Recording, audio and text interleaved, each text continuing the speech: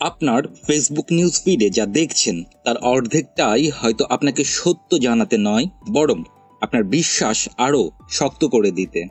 আর যাদের আপনি মনে করেন যে তারা আপনার বন্ধু বা ফলো করা ক্রিয়েটর, তারা হয়তো আদৌ আপনাকে চেনেই না। ডিজিটাল যুগে আমরা সোশ্যাল মিডিয়ায় বাঁচি, হাসি, শিখি, কিন্তু জানি না এর ভেতরেই লুকিয়ে আছে চারটি বড় ফাঁদ: ইকো চেম্বার, ভুয়া প্রোফাইল, প্যারাসোশ্যাল সম্পর্ক, ব্যক্তিগত তথ্য শেয়ারের ঝুঁকি। আজকের ভিডিওতে আমরা এই চারটি বিষয় বুঝবো আর জানবো কিভাবে মিডিয়া লিটারেসি আমাদের রক্ষা করতে পারে।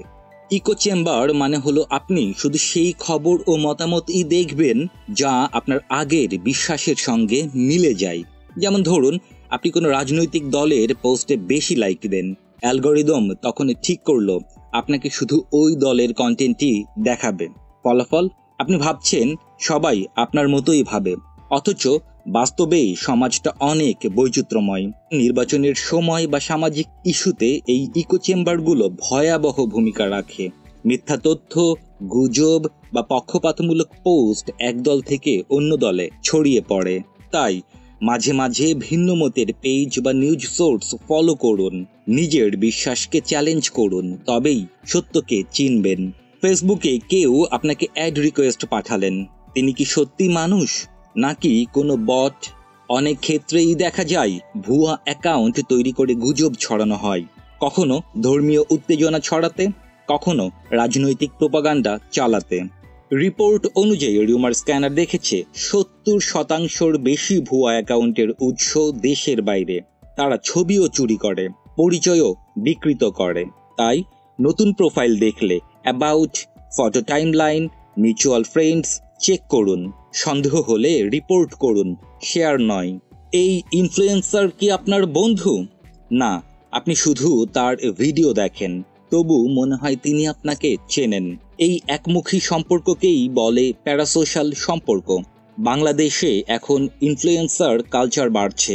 তরুণরা প্রিয় ইউটিউবার বা স্ট্রিমারের প্রতি আবেগী হয়ে উঠছে।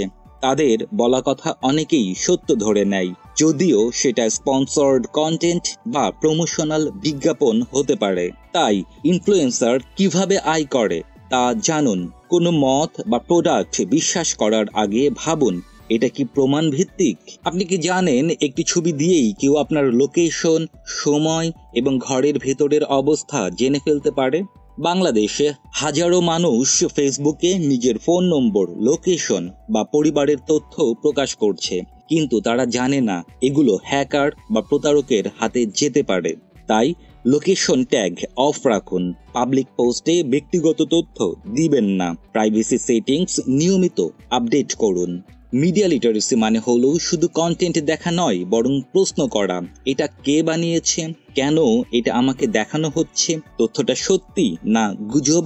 যে মানুষ এসব প্রশ্ন করতে পারে সেই প্রকৃতভাবে সচেতন ডিজিটাল নাগরিক।